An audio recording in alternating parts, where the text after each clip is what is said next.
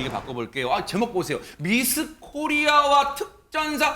언뜻 이거 상관관계, 연관성이 없는 것 같은데요, 안지용 기자님. 네, 말씀하셨다시피 미스 코리아와 특전사 어떠한 공통 분모를 찾기도 어렵고요. 어찌 보면 좀 이질감 있는 이 단어처럼 느껴지는데 네. 그래서 제가 사진을 한 장 보여드리겠습니다. 어허. 이 사진을 보시면은요, 오늘 이야기의 실마리를 찾을 수 있을 겁니다. 뭐 자매분인가요? 자, 자매 또 어떤 생각이 드시나요? 오호. 자. 일단은 미인분이시다. 그건 느끼겠어요. 네. 일단 이 사진을 보고 뜨끔하신 분들이 계실 거예요. 왜냐면은 특전사 하면은 남성이라고 많이들 생각을 하셨을 텐데 왼쪽은 미스 코리아 같은데 오른쪽은 여성인데 특전사인가 보다 하실 수 있죠. 네. 자, 이렇게 우리의 생각을 한번 뒤집는 사진이 나왔죠. 오늘 이야기 더 많은 반전이 숨어 있거든요. 그래서 어허. 끝까지 지켜보셔야 됩니다. 아니 왜 이렇게 또 우리 안지용 기자님 막 궁금증 유발하는 거예요. 근데 저 사진을 저희가 지금 시청자분께 보여드리는 이유는 자매 간의 우애가 깊고 또 다른 길을 걷는 자매구나. 그거 소개해드리는 거군요. 지금 허준 변호사님. 과연 그럴까요? 어머? 궁금하시죠? 어머. 궁금하면 500원은 아니고요. 네. 시간을 거슬러서 일단 2019년으로 함께 가보시겠습니다. 네. 2019년 7월에 무슨 일이 있었냐면요. 경희대학교 평화의 전당에서 63번째 미스 코리아 선발대회가 열렸습니다. 네. 사진을 하나 보실 텐데 네. 이 아까 봤던 사진의 그 인물이기도 한데요. 자, 왼쪽 모습입니다. 네. 사진 속 저 인물 누구냐면요. 올해로 29살이 된 우희준 씨라고 합니다. 당시에 무려 700대 1의 경쟁률을 뚫고 미스 코리아 선에 선발이 됐었는데요. 지금 굉장히 너무 지금 영상도 나오고 있죠. 네. 딱 봐도 키도 훤칠하고 정말 얼굴도 작고 너무 부럽습니다. 오, 키가 진짜, 네. 눈에 띌 정도로 큰데 네. 다리도 길잖아요. 지금 저분이 키가 172cm에 다리 길이가요. 무려 110cm라고 합니다. 그럼 앉은 키가 62cm인데 제 앉은 키를 생각하면 정말 넘어가겠습니다. 네, 선 당선된 이후에요. 바로 어떻게 됐냐면 아까 잠깐 나왔던 사진의 오른쪽이었는데 네. 한국 대표로 4대 메이저 미인대회로 불리는 저 오른쪽 초록색 배경의 어머. 사진인데요. 네. 미스 어스 2019라는 전 세계 미인대회가 있는데 오호. 여기 한국 대표로 출전을 저렇게 하게 된 거예요. 아하. 그리고 여기서도 엄청난 성과를 내는데요. 탤런트상과 후원사상을 수상을 했다고 합니다. 야, 아니 여기까지만 들어도 우희준 씨란 분이 안지용 기자님 일단 능력자예요. 우리나라 미인 대회에서도 넘버 2, 세계 미인 대회 나가서 지금 탑 5인가 지금 든 거 아니에요 지금?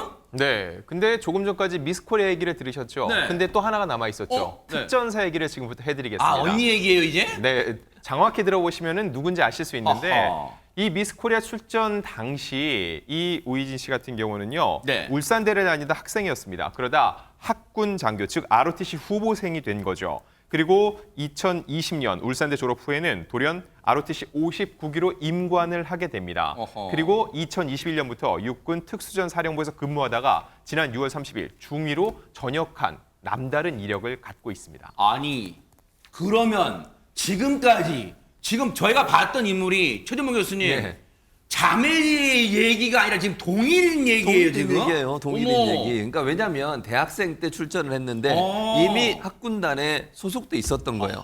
그러니까 이제 졸업하고 학군단은 바로 이제 임관을 해야 되잖아요. 네네. 그런 절차를 밟은 거예요. 그러니까 우리가 생각할 때는 전혀 다른 사람이라고 생각하지만 바로 우희준 씨는 또 동일한 인물. 저기서 지금 미스코리아 선도 했고 그다음에 지금 대한민국 육군 장교로 네. 특전사의 장교로 임관됐습니다. 아하. 지금 이 사진인데 네. 근데 이 우희진 씨가 얼마나 대단한 사람이냐면요. 네. 저도 보면서 놀랐는데 체력 등급 있잖아요. 보통 이제 들어가면 그 장교들은 체력 등급을 측정하는데 아하. 특급을 받아요. 특급. 어머 진짜예요? 일반적으로 남자 생도들도 그 정도 특급 받기가 상당히 어렵거든요. 어머, 네. 그만큼 정신력뿐만 아니라 엄청난 능력을 갖고 있다고 보여 3km 달리기에서 네. 남자 특급 기준을 기록을 했고요. 그래서 당시에 많은 이제 학군단 사람들이 놀랬다고 하고 네. 또 하나는 군 복무기간의 통역 장교로 레바논에 저기 지금 파병 간 사진이거든요. 어머, 세상에. 아까 저 지금 저 사진입니다. 파병 부대네. 레바논에 파견을 갔는데 무슨 자격으로 한 통역 장교로 와. 갔어요. 우희진 씨가 고교 시절에 미국에서 공부를 했었어요. 미급!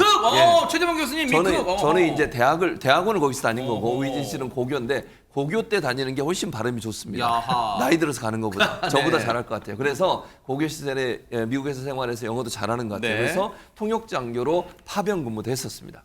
해병대 출신이신 최재문 교수님. 예. 특전사 해병대 어딥니까? 해병대죠. 무슨 말씀을. 특전사분들 지금 막 화나실 분들 있어요. 해병대 어쨌든, 화이팅. 해병대 자긍심 뛰어납니다. 예, 지금 예, 예. 최재문 교수님. 그런데 이 우희준 씨는 자 물론 미모도 출중한데 왜 군인의 길을 걸었었을까요? 그 얘기 좀 들어보시고 이어가 보도록 하겠습니다. 저는 사실 어렸을 때부터 이제 아버지 영향을 좀 많이 받으면서 컸었던 케이스인데 아버지가 이제 태권도 선수셨었고 강력계 형사로 근무를 하셨었기 때문에 아버지의 모습을 보면서 나라를 위해서 좀 국위선양할 수 있는 일을 하고 싶다는 생각이 어렸을 때부터 있었습니다. 그러다가 당시 대학교 2학년에 재학 중인 상황에서 ROTC 제도를 알게 되어서 지원을 해서 작년 21년도에 임관하게 되었습니다. 네, 육군 특수전사령부 국제평화지원단은 국내 유일의 해외 파병 전담 부대이자 특전사의 핵심 전투 부대입니다. 우희준 씨의 눈에서 최재문 교수님 향해 레이저가 나올 수 있어요. 특전사가 최고의 막 할 수 있을 것 같은데, 네. 어쨌든 아버지의 영향력이 컸나 봐요, 허전 변호사님. 그러니까요. 그런데 아버지의 영향력이 아무리 크다고 하더라도 이런 이색적인 경력을 그러니까요. 한 몸에 갖고 있기란 정말 쉽지가 맞아요. 않은데 네. 근데 아직까지 놀라긴 어머? 일입니다. 또 있어요? 더 큰 반전이 또 있어요. 어허. 아까 우희준 중위가 6월 말에 전역했다고 말씀드렸잖아요. 네. 전역한 이유가 뭐냐면요. 이번 항저우 아시안 게임 참가를 위해서 전역을 했다고 합니다. 그러니까 미스코리아로 화려한 드레스를 입고 세계대회까지 나갔다가 군복을 입었다가 군복을 벗고 이번에는 국가대표 선수로 운동복을 입고 태극마크까지 달게 된 건데 세상에. 무슨 종목이냐면요. 네. 바로 카바디 여자 국가대표 선수로 발탁이 된 겁니다. 아니 제가 nobody but you 이건 들어봤지만 카바디 뭐예요 이게? 카바디가 뭐냐면요. 네. 이 쉽게 말해서 술래잡기와 피구, 레슬링을 합친 것 같은 인도의 전통 놀이에서 유래한 팀 스포츠인데요. 오. 이게 공격수가 상대 진영으로 들어가서 상대방 선수를 붙잡는 거예요. 그리고 아하. 자기 진영으로 돌아오면 그래요? 이기는 그런 어머 게임이거든요. 저렇게 하는 건가? 어머. 맞습니다. 근데 지금 보세요. 엄청 몸과 몸이 부딪히는 굉장히 격한 운동이에요. 야. 경기를 보면은 레슬링 단체전에 뭐 버금갈 정도로 굉장히 격한 모습을 보실 수가 있는데 아하. 이게 90년 베이징 아시안 게임부터 정식 종목이 됐고 네. 2010 광저우 대회부터는 우리나라도 남녀부 모두 출전했지만 아직까지는 인지도가 낮은 상태인데 네. 우희준 선수가 미스코리아 대회 나가기 이전부터 바로 이 카바디 운동을 했었다고 어머, 합니다. 세상에. 그런데 국군체육부대에서는 카바디 선수를 아직 뽑지 않는다는 거예요. 그래요? 그래서 아시안 게임에 출전하고 싶은데 나가는 방법은 전역하는 방법밖에 없었다고 어머, 합니다. 세상에. 근데 카바디가 너무 좋았던 거예요. 그래서 아이고. 미련을 버리지 못해서 고심 끝에 전역을 하고 다시 태극마크를 또 달았다고 합니다. 그래서 군인의 길을 택하다가 이렇게 또 어려운 결정을 했군요. 근데 우리에게는 이 카바디라는 종목이 살짝 낯선 운동인데 왜 이 길, 어쩌다 이 종목을 택했는지 직접 한번 듣고 이어가 보도록 하겠습니다. 인도라는 나라에 갔었는데 카바디가 인도의 국기다 보니까 아 이런 카바디라는 운동이 있구나라고 생각이 처음 들었고 아무래도 카바디라는 종목 자체가 순발력이랑 빠른 스피드 그리고 근력을 좀 요하는 종목이다 보니 스턴트 치어리딩을 했었을 때 갖출 수 있었던 근력이라든지 이런 협동심을 바탕으로 이 카바디 운동 내가 하면 좀 잘할 수 있겠다라는 생각이 들었습니다.